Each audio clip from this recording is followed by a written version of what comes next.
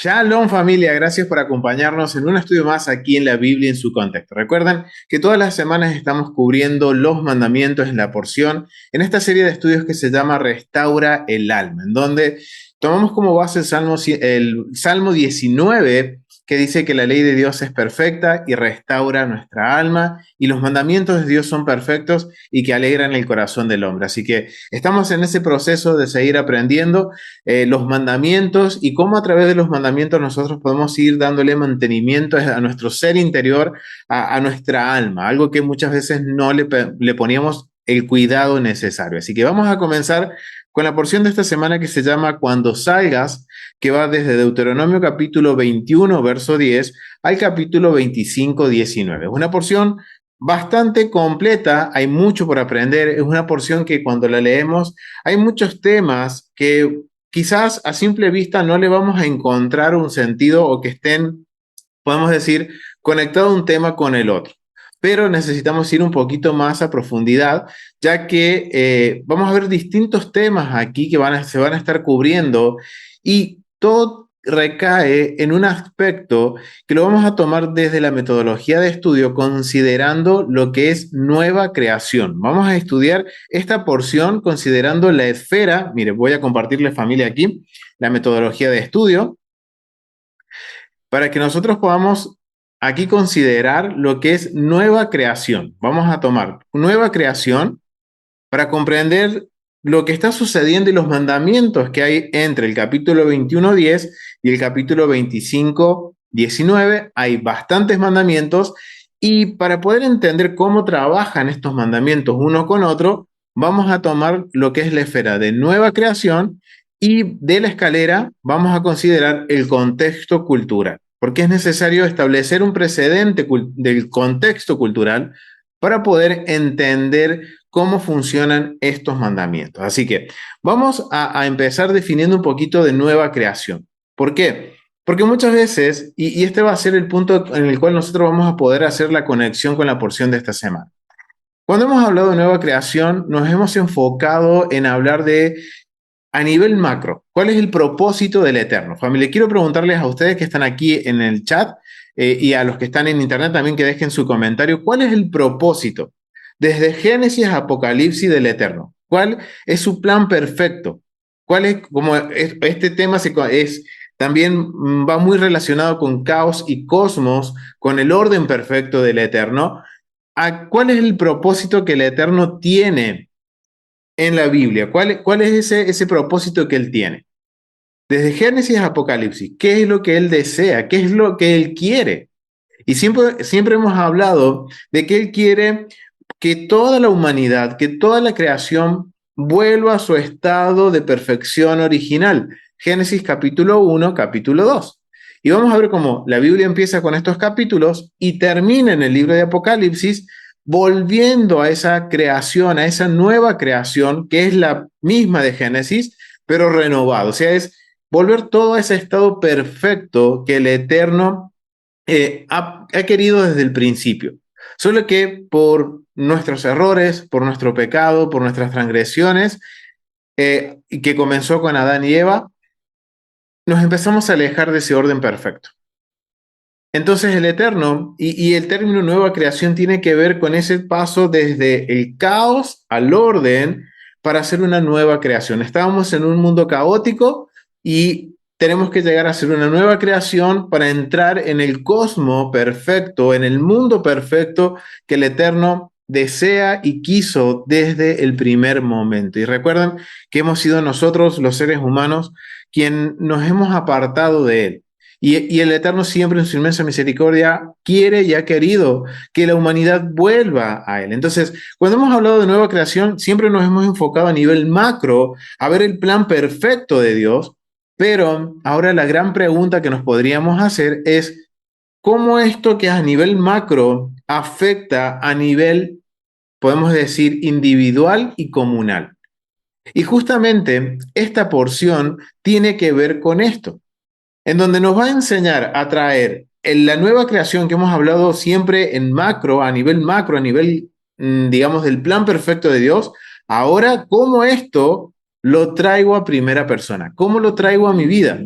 ¿Cómo puedo entender lo que es una nueva creación o una nueva criatura, como dicen los escritos del primer siglo? Hablan justamente de estos términos, nueva creación y una nueva criatura.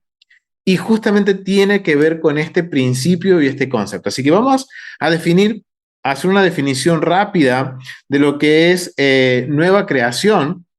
Vamos a hacer esta definición y antes quiero recomendarles estos 3 recursos. Estos son los que vamos a usar el día de hoy, pero para entender un poquito más a profundidad lo que es nueva creación, les recomiendo que vean este recurso de nueva creación en la línea del tiempo de las escrituras por Frank Tillman y también del caos al cosmos en una nueva creación por Sidney Greyhounds y obviamente el contexto cultural, en este caso vamos a usar el contexto cultural ilustrado de Zondervan, ¿ok? O sea, son los 3 recursos que vamos a considerar para esta enseñanza, los cuales ustedes pueden validar la información y ampliar mucho más de lo que vamos a ver hoy.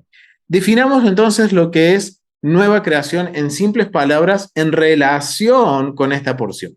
La nueva creación es un término bíblico que implica la restauración, redención y transformación de la realidad humana y social según el orden divino.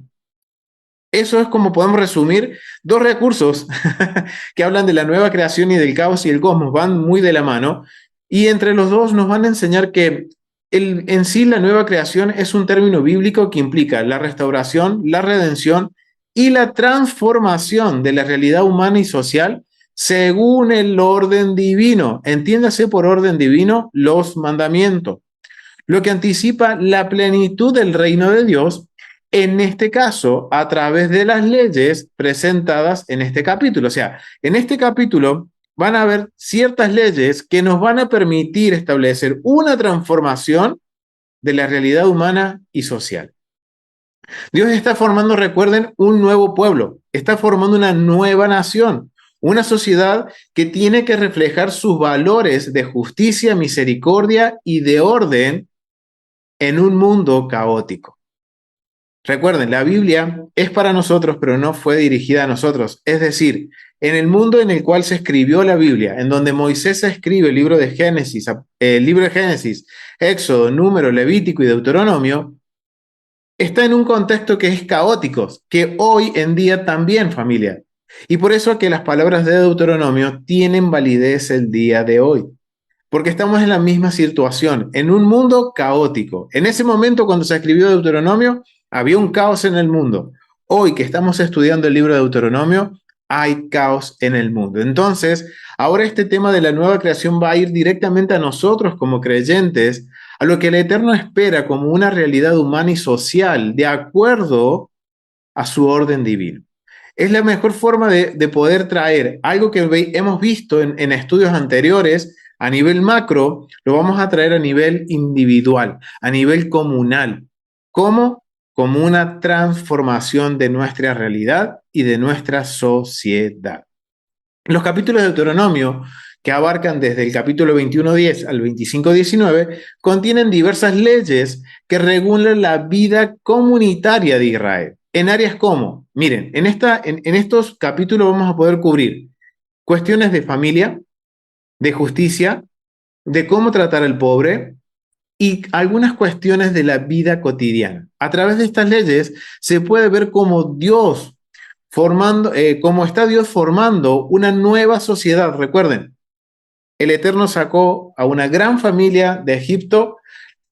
Pasamos 40 años en el desierto y nos lleva a la tierra de Canaán. Libro de Deuteronomio, recuerden, estamos a la puerta de entrar a la tierra prometida, a ser una nación establecida, y lo que Dios está haciendo a través del libro de Deuteronomio es dándonos la constitución, las leyes para una nueva nación. Y son leyes que van a marcar un gran precedente contracultural. Entonces, recordemos que Dios está armando una nueva sociedad con valores que van a contrastar el mundo que se conoce en ese momento. Esta nueva sociedad está gobernada por la ley de Dios, no por la ley de los hombres. Es un reflejo de lo que puede llamarse una nueva creación. Esto es lo que entienden los académicos como nueva creación, donde el caos de la vida anterior, o sea, de haber estado en el mundo, es revertido a una nueva creación en el orden de Dios. En donde en este nuevo orden, lo que estaba en caos, ahora va a ser justicia, va a ser la misericordia de Dios, va a haber un orden, una equidad, la vida bajo la voluntad de Dios. Y este es el concepto de lo que podemos ver en uno de los temas que podemos abarcar y que está muy presente dentro de esta porción que va desde el capítulo 21 al capítulo 25. Así que ya haciendo esta pequeña introducción, vamos a darnos cuenta ahora, vamos a ver desde otra perspectiva los mandamientos que hay en esta porción, porque ahora entendemos que todos estos mandamientos que se están dando acá y que quizás muchas veces podemos decir, pero que tiene que ver empezar a hablar de la guerra, después hablar de la familia, después hablar de cómo tratar a los animales, después cómo tratar al pobre, o sea, es todo como si uno lo ve a grandes rasgos, o sea, uno no encuentra mucho sentido, pero ahora consideremos este punto de que Dios está estableciendo una nueva sociedad y que cada uno de estos mandamientos que se cubren en esta porción tienen que ver con la estructuración de una nueva sociedad, en donde van a aplicar a cada uno de nosotros para llegar a ser ahora desde lo micro, que es nuestras vidas cotidianas, a un punto en que nos vamos a poder ser parte de una gran nueva creación, que es volver al orden perfecto de Dios, ¿ok? Entonces vamos a leer lo que es Deuteronomio capítulo 21, vamos a leer Deuteronomio capítulo 21 del verso 10 al 14. Mi hermana Verónica Ríos, ¿puedes leerlo?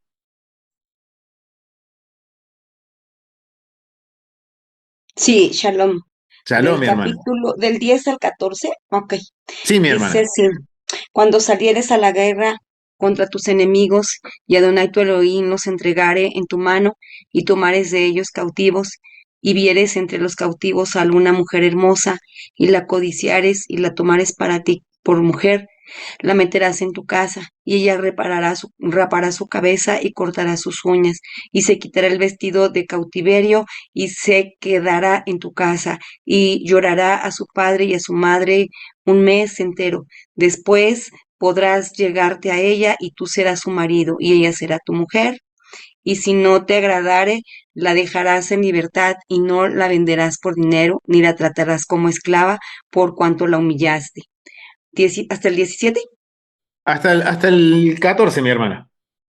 Hasta Hasta ahí. ahí. Hasta ahí. Muchísimas gracias. Entonces, miren Gracias. cómo empieza esta porción. Dice, cuando salieres a la guerra. Empieza Ujú. hablando de la guerra contra tus enemigos. Miren qué interesante. Y está hablando que dentro de la guerra, al vencer, hay algo que siempre sucede en las guerras, que se toma un botín. Y dentro del botín se tomaban las mujeres. Es interesante que el Eterno en este punto le está diciendo a Israel, cuando vayan a la guerra, tomen un botín y en el botín haya mujeres, nos enseña como pueblo a cada uno de nosotros a cómo tratar a esas mujeres que son cautivas. Ahora la pregunta es, ¿por qué? Recuerden este concepto que empezamos hablando como introducción. El Eterno está marcando un precedente contracultural y no solo eso, está formando una nueva sociedad que está basada en la justicia, en la misericordia y en la equidad divina del Eterno. O sea que de alguna forma nos está enseñando a que así como el Eterno trata a la humanidad, es como nosotros, sus representantes que somos Israel, tenemos que tratar a la humanidad. Y por eso ahora estamos hablando que lo que el Eterno ha hecho en Génesis capítulo 1, capítulo 2 a nivel macro, ahora lo está replicando a nivel micro en la sociedad de Israel. Los está haciendo con nosotros. Ahora, ¿cuáles son estos mandamientos? Son bien sencillos estos mandamientos que justamente vamos a encontrar acá y que llaman mucho la atención esta forma en la cual el Eterno le pide a Israel que trate a una mujer que fue tomada en cautiverio como botín de guerra. Quizás hoy, recuerden, la Biblia es para nosotros, pero no fue dirigida a nosotros. Hoy nosotros no vamos a ver esto. Hoy las guerras son muy distintas a lo que eran en la época en la cual se escribió el libro de Deuteronomio, en la época de Moisés. Las guerras eran muy distintas. No solo eso, sino que también habían cuestiones culturales que el Eterno tiene que hacer que el pueblo no haga lo que hacían las naciones, sino que cambiar todas estas cuestiones. Entonces, vamos a ver cuáles son los mandamientos que podemos encontrar aquí. Aquí los mandamientos que podemos encontrar son los siguientes. En el verso 11, y si ves entre las cautivas una mujer hermosa, ese es el mandamiento, la esencia es un mitzvot es cumplir con las leyes que tratan con mujeres cautivas en una guerra, como lo define la Torah. O sea, no hay mucha explicación. Lo que dicen los versos que leímos, eso es lo que se tiene que hacer cuando se toma una mujer cautiva en una guerra. Y esto es bien interesante. Y esto me llama mucho la atención, que no se explaya mucho la explicación de este mandamiento, porque los sabios entienden que es muy claro. Lo que la Torah dice, eso hay que hacer. No hay mucha explicación. Otro de los mandamientos que encontramos aquí es, entonces no podrás venderla por dinero. La esencia, está prohibido vender a una mujer cautiva en la guerra. O sea, si el guerrero, el soldado, toma una mujer cautiva y se la trajo a su casa, tiene que pasar la mujer por todo el proceso que dice la Torah, y una vez que pasó el proceso y él la toma como mujer, él ya no la puede despedir. Está prohibido. Y no solo eso, está prohibido también hacerla una sierva, una esclava. Wow, y esto es bien interesante porque esto tiene que ver con un precedente contracultural muy grande. Y muchas veces nos preguntaremos y nos preguntamos por qué da estas instrucciones el Eterno. Cuando nosotros ahora nos fijamos en el contexto cultural, miren, quiero compartirles esto y nos va a ayudar a entender mejor por qué el Eterno le pide a Israel que cuando tome una mujer cautiva no haga como hacen las naciones. Miren, esto lo tomé de un comentario del contexto cultural del capítulo 20, verso 14, que dice que habla de tomar las cosas como por botín. Y obviamente miren lo que aquí llama mucho la atención, y que esto también va a estar conectado con el capítulo 22, verso 5. Miren lo que era el contexto de la guerra en el antiguo Medio Oriente. La guerra endémica en el antiguo Medio Oriente próximo era endémica, o sea, era algo que se propagaba mucho por una cuestión de territorios. Entonces estamos viendo que la guerra era muy común en el antiguo Medio Oriente y tenía unas políticas bastante controversiales que podríamos ver el día de hoy. Los procedimientos militares hitita ilustran este horror devastador. Miren cómo lo determinan los comentaristas bíblicos. Lo que eran las políticas de guerra, los procesos militares, los procedimientos militares, y están considerando solamente lo de los hititas, dice que era un horror devastador. En general, una ciudad conquistada era saqueada e incendiada. Los líderes podían haber sido perdonados, pero por lo general eran ejecutados. Y la gente común tal vez se salvaba. A veces los hititas respetaban a las deidades de una ciudad conquistada, de modo que se sentían impulsados a perdonarla. Normalmente se reunían diversos objetos de valor, rebaños y personas, y se utilizaban para aumentar la riqueza y las fuerzas de la nación conquistadoras. Algunas de estas personas terminaban, y está hablando de las personas cautivas, como esclavos, otras como nuevos súbditos fieles de sus conquistadores, o sea, literalmente terminaban en una esclavitud y podían entrar hasta en el comercio de esclavos. Otras terminaban sirviendo en la propiedad de las deidades paganas de los hititas. Wow. Si nosotros conocemos lo que era el culto hitita, el culto del antiguo Medio Oriente, vamos a ver que en estos cultos existían lo que eran las prostitutas del templo, las prostitutas sacerdotales, que muchas veces eran mujeres tomadas en cautiverio en la guerra y eran llevadas a los templos. Y vamos a ver más adelante que no solamente eran mujeres, sino que también hombres, esclavos de guerra, o podemos decir prisioneros de guerra, eran sometidos al sodomismo o a la prostitución en los templos paganos. Ahora entendemos por qué el Eterno es bien enfático en decirle a Israel: si toman a una mujer, uno, no la van a tomar como esclava. Dos, no la pueden vender. Y tres, tiene que pasar por un duelo de luto. En un proceso en donde ella va a haber una transformación en ella y va a tener que dejar de ser una extranjera para poder ser parte ahora del pueblo. Wow, familia, estamos viendo que en estos mandamientos vemos que una mujer cautiva va a tener el mismo trato que una mujer israelita siempre y cuando ella pase por un proceso para hacer una nueva creación. Si ella no quiere o el esposo no quiere, en este caso digo esposo porque es el que la tomó cautiva, la tiene que tomar como esposa, no la quiere, no la puede vender, sino que la tiene que dejar en libertad, le tiene que dar la carta de libertad. O sea, esto es bien interesante, familia. Entonces vemos cómo el Eterno, y estamos estableciendo aquí un punto en el cual de acuerdo a las regulaciones de la guerra, el Eterno está marcando un precedente contracultural. Está diciendo, Israel no es igual a las naciones. Israel no tiene nada que ver con cómo tratan las naciones a sus cautivos, a sus prisioneros de guerra. En un contexto de violencia y guerra, Dios introduce un nuevo principio de dignidad humana y respeto por las mujeres cautivas. Eso es lo que está haciendo con estos mandamientos, que quizás hoy nosotros no los entendemos se nos complica que en algún momento esto estuvo, entender que esto en algún momento estuvo en práctica, pero en sí Dios está marcando que un nuevo principio que nunca se había visto en el antiguo Medio Oriente, en donde hay una dignidad humana y no solo eso, el respeto a la mujer. La ley limita el abuso asegurando que la cautiva tenga derechos y protección. Por eso no se puede vender y por eso tampoco se la puede esclavizar.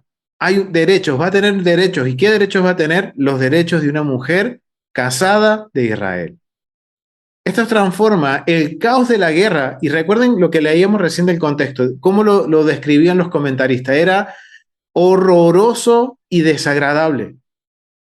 Las políticas de guerra, las prácticas de militares eran horrorosas. ¿Y qué está haciendo Dios? Está transformando ese caos de la guerra y está trayendo esperanza a una cautiva en este caso, en donde no permite que sea humillada. Y no solo eso, sino que esto está de alguna forma centrado en la justicia y en la compasión de Dios. Miren qué interesante. Ahora, ¿cómo podemos ver estos mandamientos que quizás no entendíamos? Los estamos viendo desde otra perspectiva en la cual ahora entendemos, wow, si lo leo literal, uy, qué horrible, qué aterrador. Pero cuando ahora yo conozco el contexto cultural, empiezo a conocer el carácter de Dios, en donde Dios está marcando como podemos ver como con el comentario del contexto cultural, un presente tan grande en donde ahora el Eterno dice, vamos a establecer leyes que cuiden y protejan al más vulnerable, a los que están oprimidos, a la dignidad humana y principalmente a la mujer. Si estudiamos en el contexto, y esto si profundizamos más, cómo era tratada la mujer desde el antiguo Medio Oriente hasta el primer siglo, wow, yo creo que cualquier mujer querría ser parte de Israel. Porque el Eterno vamos a ver que más de una vez en los mandamientos, Él está cuidando el honor y la dignidad de la mujer. No importa si es del pueblo o en este caso, una mujer cautiva, una mujer que es botín de guerra. El Eterno dice, no va a ser entregada como prostitución, no va a ser entregada como esclava, no va a ser tampoco, si es tomada como mujer por su cautor, no puede ser despedida. Y esto es para guardar la dignidad de la mujer. Wow, miren qué interesante como ahora el Eterno está trabajando con nosotros, con Israel, para marcar un precedente contracultural y empezar a trabajar para que en algún momento podamos llegar nosotros a la nueva creación, al orden perfecto. O sea, eso es lo que leíamos en Génesis capítulo 1, capítulo 2. Ahora el Eterno lo está estableciendo a nivel individual y comunal a través de cómo uno va a tratar a una persona, en este caso, a una mujer cautiva en una guerra. ¡Wow! Es increíble, familia, cómo ahora podemos entender este concepto que habíamos estudiado y que quizás lo teníamos en mente, que tiene que ver con volver todo al estado original, como Génesis capítulo 1, 1, 2. Ahora el Eterno nos enseña que empieza desde nosotros, familia. Empieza desde la obediencia de los mandamientos. Y este mandamiento en particular que habla de la mujer que es tomada cautiva, enseña lo que es la justicia y la compasión de Dios. ¿Cómo lo va a hacer el Eterno? A través de su pueblo. Y eso es lo que van a ver las naciones y es lo que deberían ver y hacer que las naciones quieran acercarse al Eterno. Y de esa forma, toda la humanidad puede doblar rodillas delante del Eterno y proclamar que Él es el Dios que creó los cielos y la tierra. ¡Wow! Pero todo depende de nosotros, familia, de nuestra obediencia, de marcar un precedente que vaya en contra del caos en el cual estamos viviendo hoy. ¡Wow! Entonces ahí vimos, uno de los ejemplos es las regulaciones de guerra. Pero después, punto después, empieza a hablar sobre la familia y la herencia. Y esto es bien interesante. Vamos a leerlo, familia. Vamos a ir a Deuteronomio. Vamos a ir a Deuteronomio capítulo 21 y vamos a leer de los versos 15 al 17. Mi hermana Ofelia Lidia, ¿puede leerlo?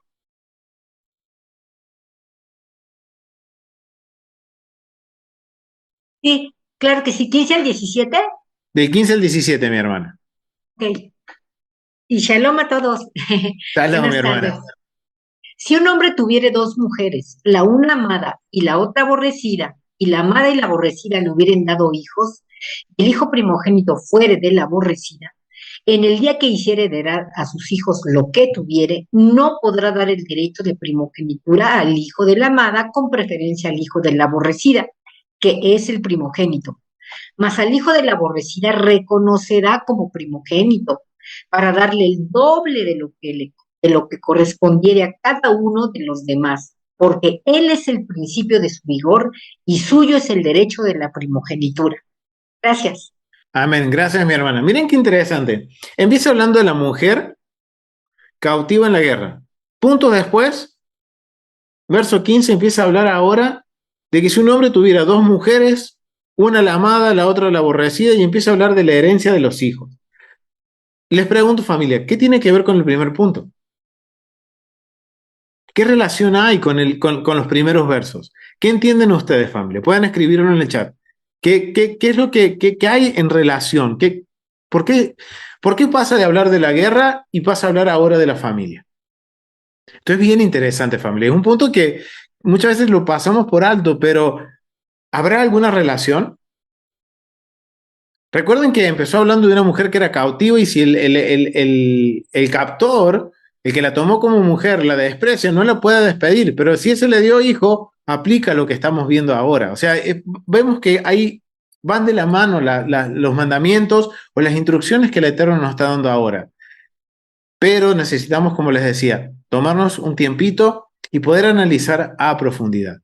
Y ahora es bien interesante que habla sobre la herencia, sobre una preocupación en el cual el hijo de la mujer que no es amada, siendo el primogénito, pueda llegar a perder un honor o pueda perder un privilegio que el Eterno le ha dado al hijo primogénito. Y el Eterno, en simples palabras, está diciendo, no importa de qué mujer es el primogénito y tiene que llevar la doble porción y cumplir su deber y tener los honores como tal, como el primogénito. No importa de quién es la mujer. Pero ahora, ¿por qué el Eterno hace esta comparación? Eso es algo que nos podemos preguntar. ¿Por qué el Eterno lo hace? ¿Por qué? ¿Qué es lo que el Eterno está pretendiendo con esto? Porque viene muy relacionado con el tema que veníamos hablando anteriormente, porque quizás la mujer no amada era la mujer cautiva en la guerra. Y este hombre la tomó para tener hijos, porque recuerden que el no tener hijos en el antiguo Medio Oriente y en el contexto cultural bíblico era una señal de vergüenza. Entonces, si este hombre estaba casado con una mujer que es la que amaba, pero no podía tener hijos, legalmente se podía tener una segunda mujer con el propósito de tener un hijo. Lo vemos por lo que pasó por ejemplo, con Raquel y Lea. Una era amada y la otra era la menospreciada. Pero el primogénito de la menospreciada es el primogénito. Exactamente, mi hermana Verónica Ríos, sucedió con Jacob. Esto era algo hoy para nosotros es algo muy raro, Pero en el mundo en el cual se escribió la Biblia, el contexto cultural era algo legal y se permitía, porque recuerdan, el tener hijos era una cuestión de honor.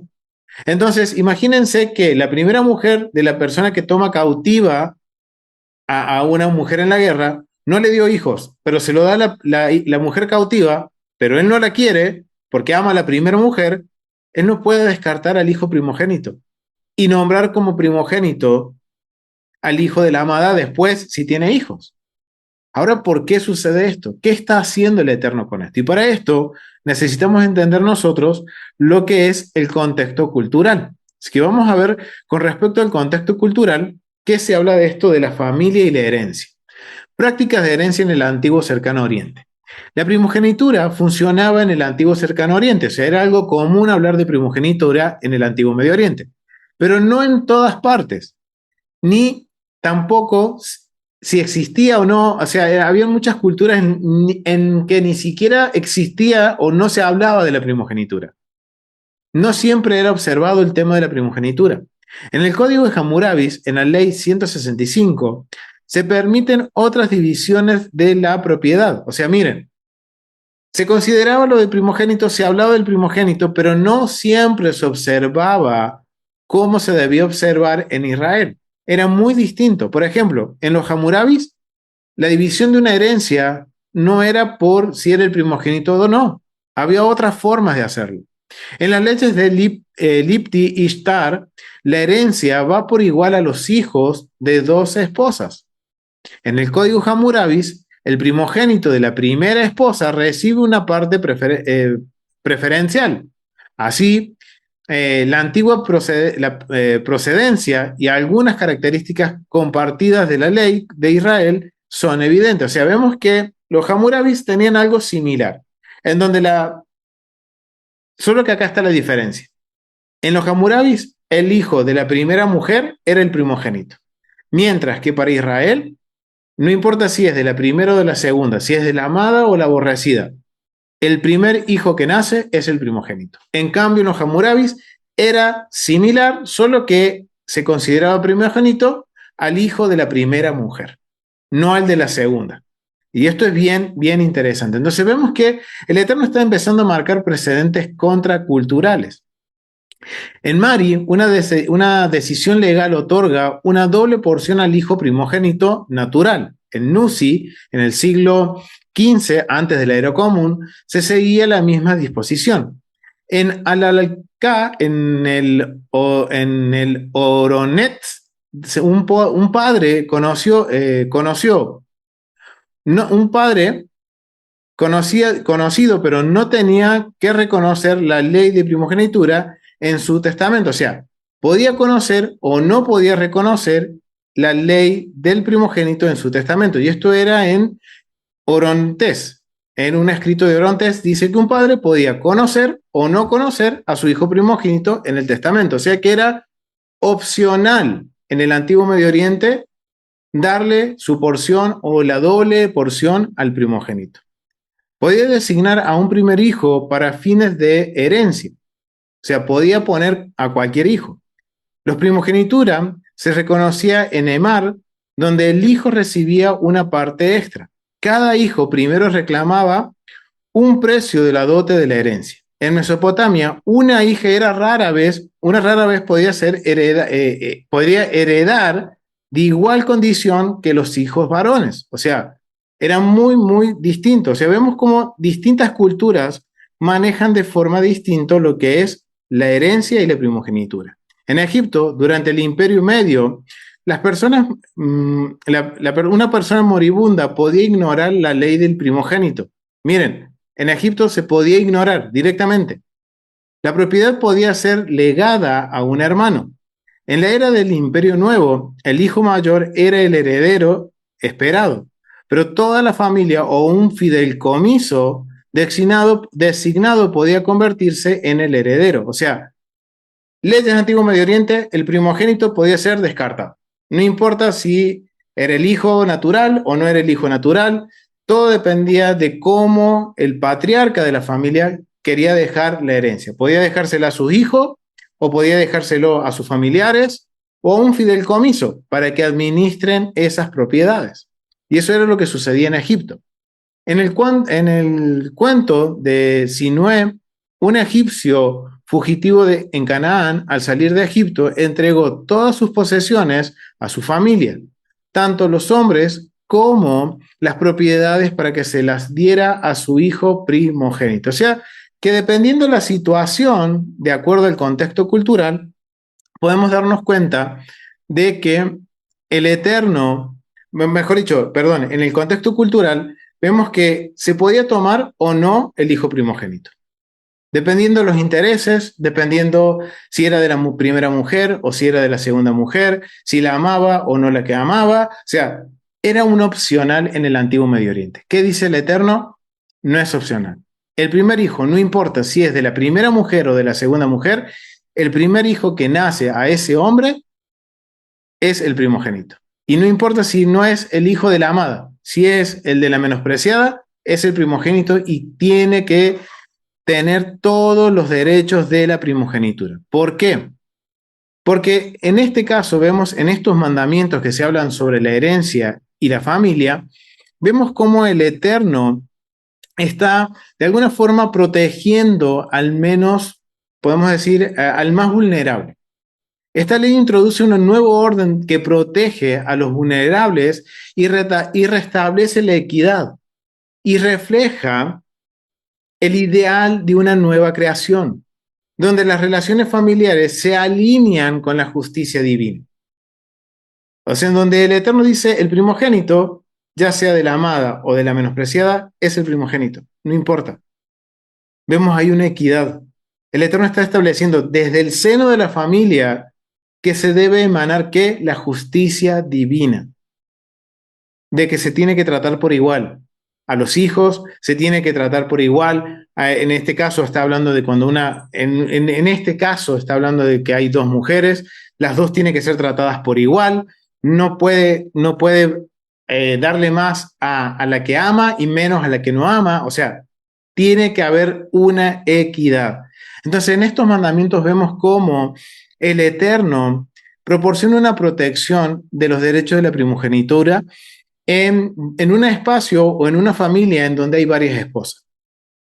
Incluso si una es más amada que la otra. Y esto refleja una ruptura con los patrones injustos de favoritismo que existían en el antiguo Medio Oriente. ¿Por qué? Porque el patriarca podía escoger si dárselo al primogénito, al primer hijo de la mujer amada, de la primera esposa o de la segunda. Si no le caían bien ninguno de los dos hijos, se las voy a dar a mi hermano. Si no le caía bien la familia, y bueno, voy a poner un grupo de personas que administren mi propiedad mientras yo esté en el otro mundo. Así entendían los egipcios como vivían ellos la cosmovisión. Entonces, era de acuerdo a los intereses. Y muchas veces el interés traía o ponía en peligro a la familia. Imagínense en el caso de que una persona que muere y le deja su herencia a un fideicomiso y no se la deja a sus hijos. ¿Qué pasa con esos hijos? No pueden gozar de la herencia. Se la van a estar gozando los de la fideicomiso, de un grupo de personas que administra esa herencia, que por lo general iban a oprimir a la familia del muerto. ¿Por qué? Porque la intención de ellos era obtener beneficios de lo que no era de ellos, que era de la familia. Entonces, muchas veces sucedía eso. Entonces, ¿qué está haciendo el Eterno? Marcando un precedente contracultural, una forma nueva de una sociedad nueva en donde desde el seno familiar se va a estar estableciendo la justicia divina. Y después vamos a ir al verso 22, vamos a ver lo que dice el capítulo 22, verso 5, porque estos son ejemplos, familia. Yo los invito a que después ustedes puedan ver cada uno de estos mandamientos y analizarlos de acuerdo a la perspectiva de la nueva creación, en donde el propósito del Eterno es que ahora algo que hablábamos en macro, el Eterno lo está trayendo a nuestro nivel personal, familia. Y cómo esto va también a ser una cuestión que va a formar a una comunidad. Entonces, miren lo que dice el capítulo 22, verso 5. Y esto tiene que ver con lo que hablábamos también con el tema del contexto cultural de la guerra. 22.5 dice, no vestirá la mujer traje de hombre, ni el hombre vestirá ropa de mujer, porque abominación es Adonai tu Dios, cualquiera que esto hace. O sea, miren qué interesante. En estos capítulos, del capítulo 22 al 25, está hablando de diversas leyes de protección, de justicia social y de cuestiones morales. Miren cómo en estos capítulos, todos estos capítulos, desde el capítulo 21 hasta el capítulo 25, se nos está hablando de leyes que van a formar o nos van a formar desde lo más íntimo nuestro, nuestras familias, nuestras comunidades, para llegar a ser una nación que refleje la justicia, la equidad y la bondad de Dios, para después en algún momento, al final de los tiempos, poder nosotros ser parte de la creación perfecta de Dios. O sea que vamos preparándonos y todo comienza desde nosotros, familia. Y esto nos tiene que dar una idea de por qué en los escritos del primer siglo se habla justamente de estos términos. Que tiene que ver con un cambio de estatus, sí, un cambio en el cual nosotros estábamos en caos y ahora estamos en orden. Cuando venimos a la Torá, cuando venimos a los mandamientos del Eterno, empezamos a poner en orden nuestra vida. Y obviamente esto tiene que ser reflejado en nuestras acciones y hacer que otros quieran acercarse y conocer al Dios justo al que le servimos. Pero es interesante que en el capítulo 22, verso 5, nos está hablando con algo que tiene que ver con las cuestiones morales.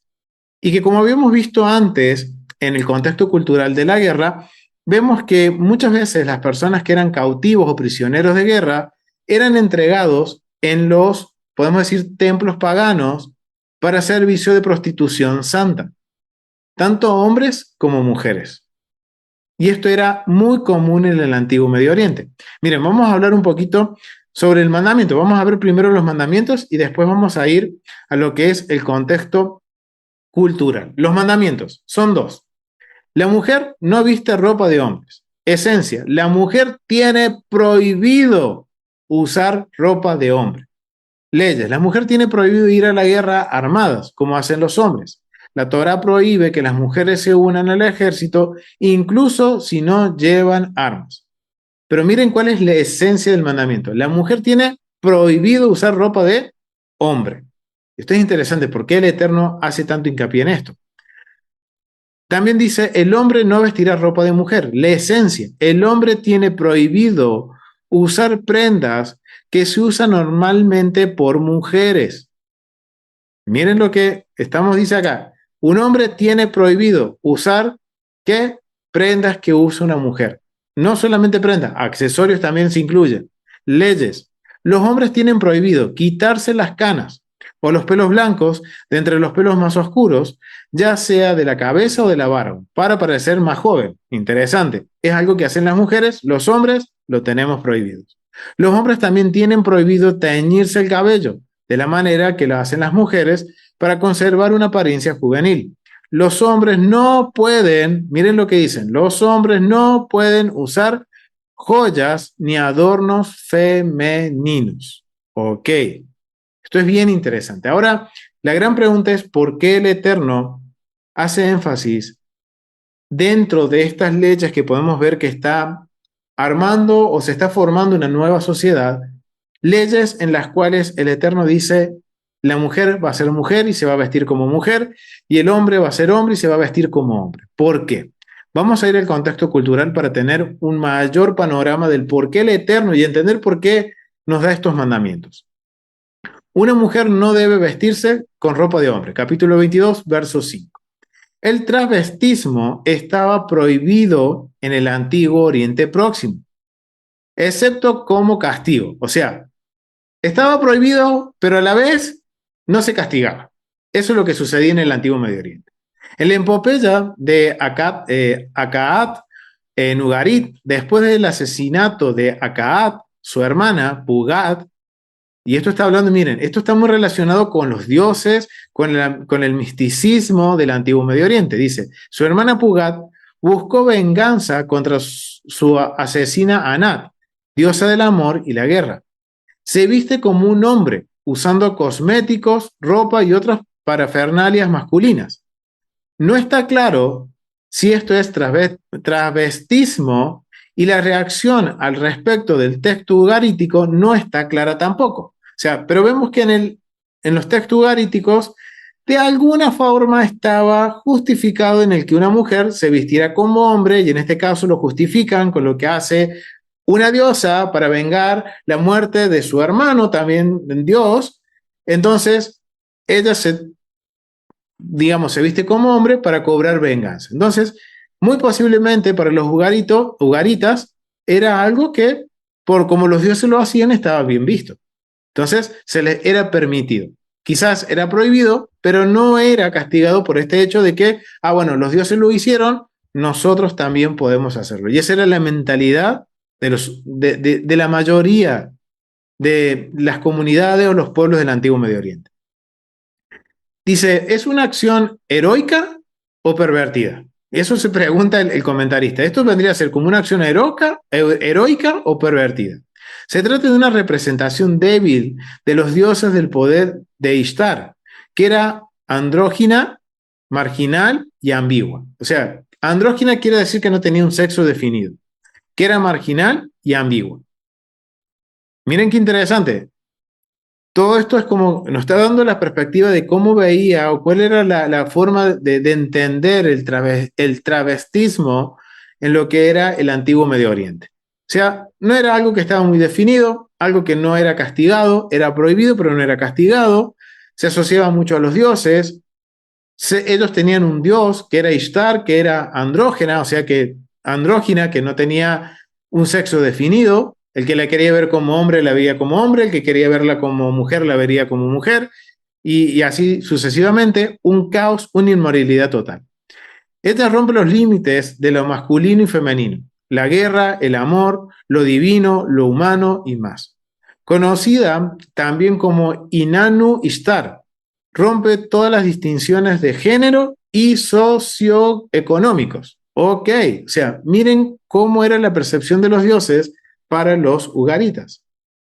Israel no quería saber nada de esto, por lo tanto, algunos eruditos sugieren que la reacción de Israel a este tipo de descripción, perversión, fue prohibir su ocurrencia en Israel. Mencionar a la mujer primero con respecto a este tema en la ley de Israel puede ser simplemente un reflejo del texto ugarítico, ya que en otras partes de las leyes de Israel se habla primero del hombre. O sea, ¿qué entienden los comentaristas? Dios está haciendo un precedente contracultural.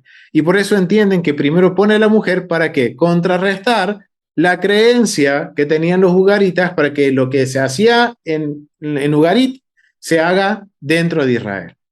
Miren qué interesante.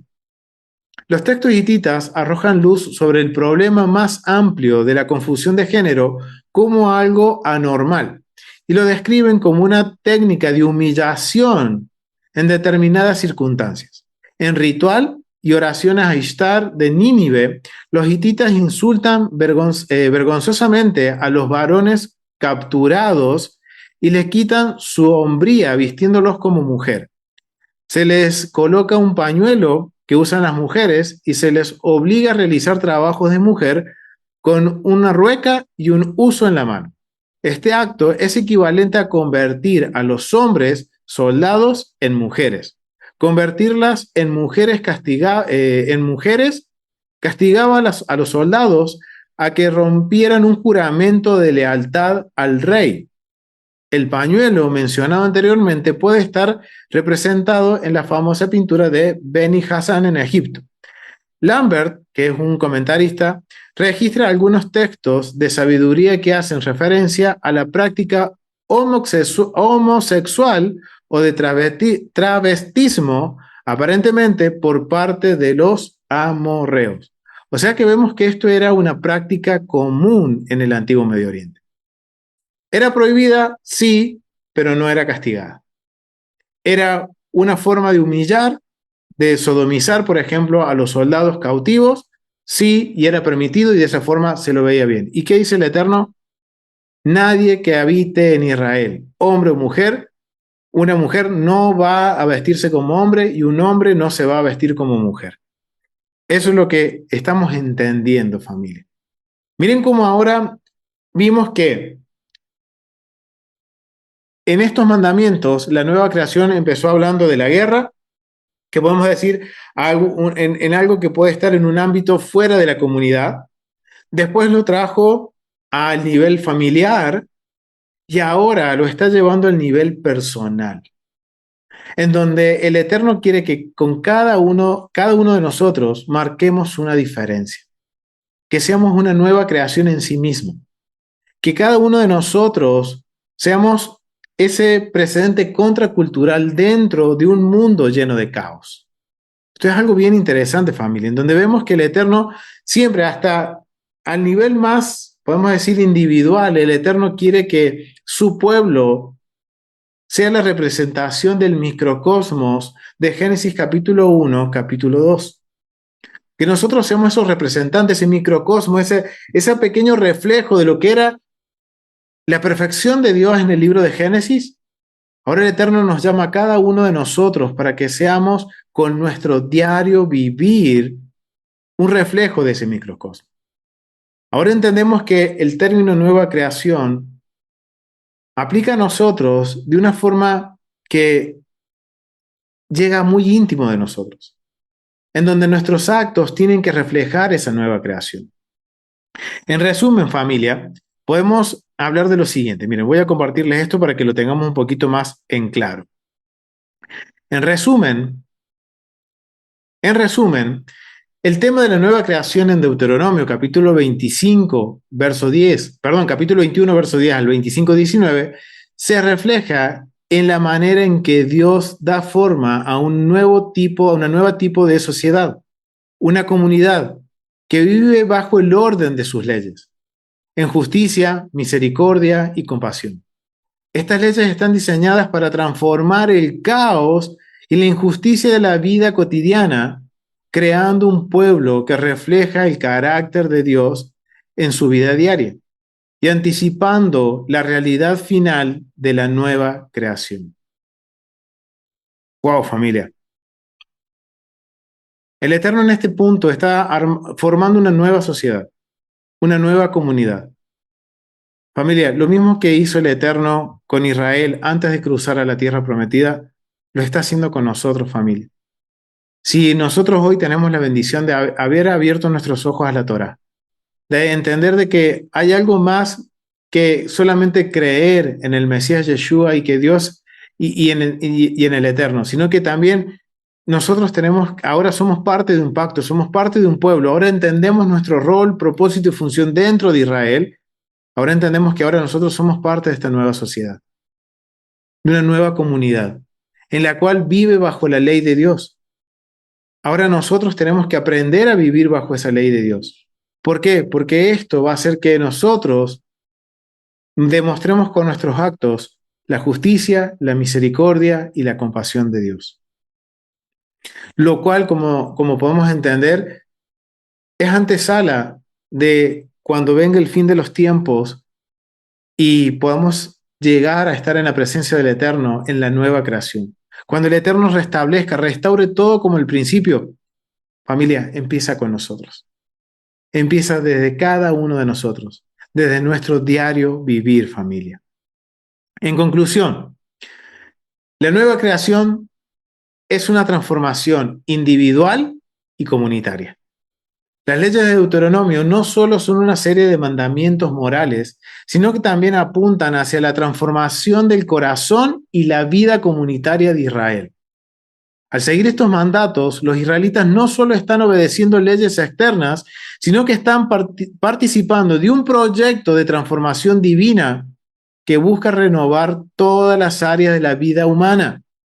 Por eso es que es una transformación, cuando hablamos de nueva creación en la Biblia, no solo es a nivel macro, profético, sino que también tiene que venir a una transformación individual. Y cuando nos transforme individualmente, va a transformar nuestras comunidades.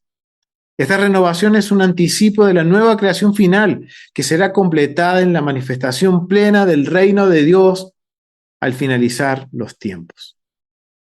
Ahora entendemos el concepto de nueva creación. Ahora entendemos que el concepto que hemos visto a nivel grande Ahora esto lo podemos traducir a primera persona y entender que cuando nosotros obedecemos los mandamientos y nos esforzamos en obedecer los mandamientos, estamos haciendo que se replique en nuestras vidas esa nueva creación y preparándonos para cuando llegue la hora de realmente estar ahora sí en un mundo totalmente transformado, en un mundo en donde ya no va a haber muerte, no va a haber caos, no va a haber dolor. Génesis capítulo 1, capítulo 2, familia.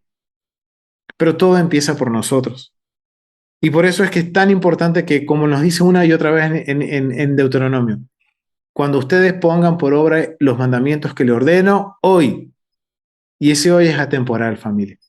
Era para la generación que estaba por entrar a la tierra prometida y es para nuestra generación y las que vienen detrás de nosotros, para que nosotros seamos partícipes y podamos nosotros reflejar ese microcosmos de lo que es el orden perfecto de Dios. Y ahora entonces podemos comprender lo que, por ejemplo, en Efesios, vamos a ir a Efesios. Miren lo que dice Efesios,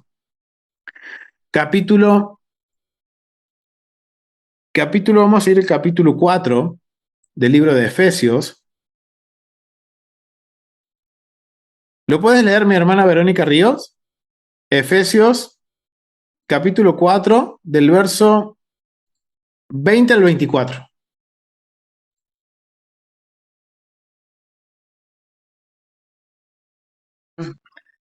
No se podía abrir.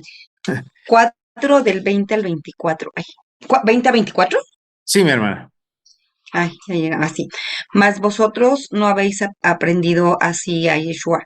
Si en verdad le habéis oído y habéis sido por él enseñado conforme a la verdad que está en Yeshua, en cuanto a la pasada manera de vivir, despojaos del viejo hombre que está viciado conforme a los deseos engañosos y renovaos en el espíritu de vuestra mente y vestidos de todo del nuevo hombre creado según Dios en la justicia y santidad de la verdad.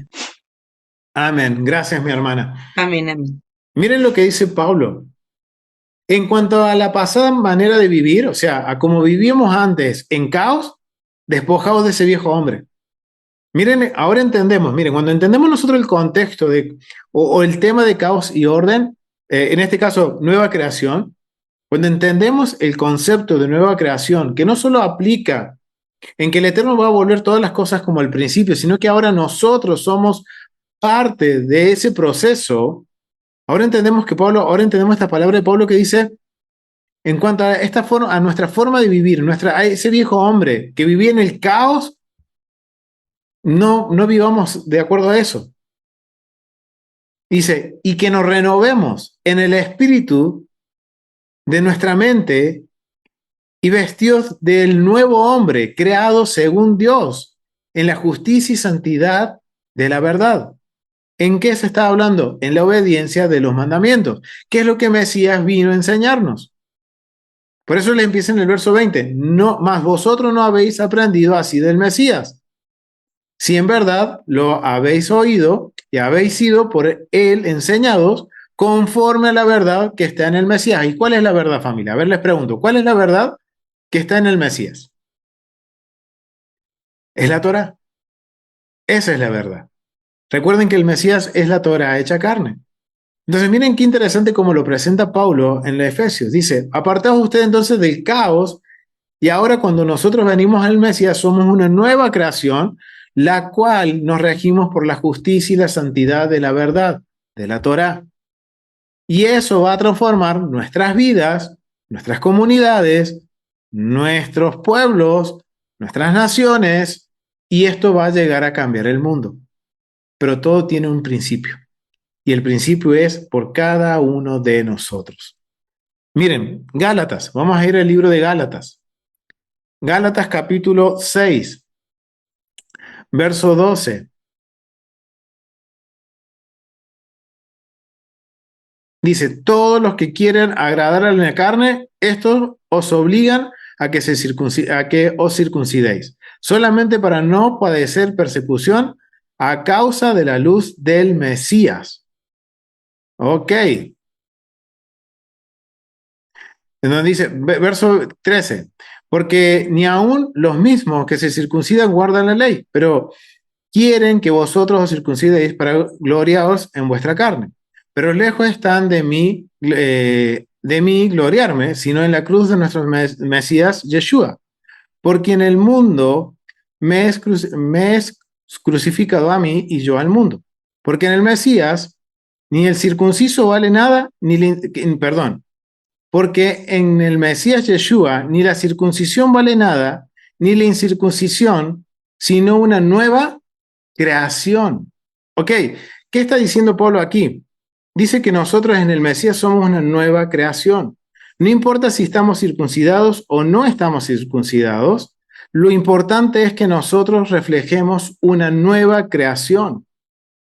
Porque entendemos que había, como dice él, hay personas que estaban circuncidadas pero no guardaban los mandamientos y había personas incircuncisas que guardaban los mandamientos. Es decir, que si no hay una convicción en la obediencia en los mandamientos y podemos decir, una intención correcta, de nada sirve la circuncisión y la incircuncisión, sino que hay una nueva creación. Ahora el punto es entender lo que es esa nueva creación y justamente es lo que establecimos como base. Ahora nosotros venimos al Mesías. Conocemos al Eterno por medio del Mesías. Nuestras vidas deberían de ser transformadas, familia. Ya una persona que vino al Mesías ya no puede ser la misma que era antes. Esto obviamente va a demandarnos a cada uno de nosotros esfuerzo, aprender, esforzarnos a aprender y a corregir nuestras vidas, que va a ser de la noche a la mañana. El Eterno permite que muchas veces pase así, pero hay veces que no pasa así. Y muchas veces caemos en un ciclo en el cual volvemos a cometer los mismos errores, pero necesitamos nosotros entender que si vinimos al Mesías, tenemos que forzarnos a ser distintos. Porque siempre vamos a escuchar, vine el Mesías, ahora soy una nueva creación, soy una nueva criatura, pero sigo lidiando con el mismo caos que tenía antes de venir el Mesías. ¿Y eso pasa por qué? Porque no hay una convicción. Porque no tenemos o no hemos permitido que la palabra de Dios nos transforme en nuestras vidas. ¿Que nos va a confrontar? Sí. ¿Que nos va a exponer? Sí. ¿Va a exponer nuestro caos? Sí. Ahora va a depender de mí qué voy a hacer. ¿Me voy a volver atrás? ¿O voy a seguir adelante y voy a decir, ok, quedó expuesto mi caos, lo voy a poner en orden y continúo? Eso es ser una nueva creación, familia. Se supone que ahora nosotros con nuestros actos tenemos que dar testimonio de la justicia y la bondad de Dios. Hay algo que creo que lo comenté cuando empezamos el estudio de Restaura el Alma. Dime cómo te sientes y te diré cuánto tiempo pasas enfrente de la palabra de Dios. Porque esto es algo necesario, familia, que lo entendamos. Queremos transformar nuestras almas, queremos transformar podemos decir, nuestras vidas. Queremos transformar nuestras familias, nuestras comunidades. Permitamos que el mandamiento nos transforme a nosotros. Muchas veces, como seres humanos, nos gustan hacer las cosas difíciles. Ok, tenemos que dejar eso de lado y decir, ok, Señor, tú quieres que lo hago y no poner pretexto y esforzarnos, familia. Y este es el qué de la cuestión, porque depende de nosotros. Si vamos a querer o no ser una nueva creación. Podemos venir al Mesías, reconocerlo, reconocer a Dios.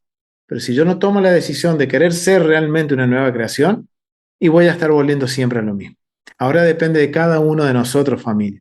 Y miren qué interesante poder ver ahora el contexto de algo que lo veíamos tan grande, ahora ver cómo el Eterno lo está trayendo en esta porción a nuestras vidas individuales. Y que cuando empezamos a sumar que cada uno empieza a hacer lo que tiene que hacer, entonces esto empieza a transformar la comunidad. Y así vamos a lograr transformar una nación. Y así vamos a transformar un mundo caótico. Pero como hemos podido ver aquí, hemos podido ver que todo esto viene o inicia desde cada uno de nosotros, de cada uno de nuestros corazones, de cada uno de nosotros que tome la decisión correcta de decir, voy a vencer la mala inclinación, voy a vencer el mal a través de las obras del bien, que es poner en obediencia los mandamientos de Dios. Que muchas veces nos va a costar, sí, recuerden, estamos aprendiendo, pero siempre vayamos hacia adelante, no hacia atrás. Lo vamos a dejar hasta aquí, familia. Ha sido un gusto compartir esta porción. Espero que haya quedado un poquito más claro a cómo poder entender nueva creación a un nivel más personal y cómo esto va a influir en nuestra vida y cómo va a transformar nuestras vidas cuando nosotros ahora entendemos lo que es el concepto de una nueva criatura, una nueva creación. Lo dejamos hasta aquí, familia. Quiero invitarlos a que se suscriban al canal La Biblia en su contexto, le den like, compartan los videos, déjenos un comentario. Todo esto nos ayuda a seguir difundiendo las buenas nuevas del Eterno proclamadas por Yeshua y poder cubrir temas que podamos seguir aprendiendo juntos con respecto al contexto cultural y la Biblia. Así que, familia, nos vemos en un próximo estudio. Shalom, familia, nos vemos.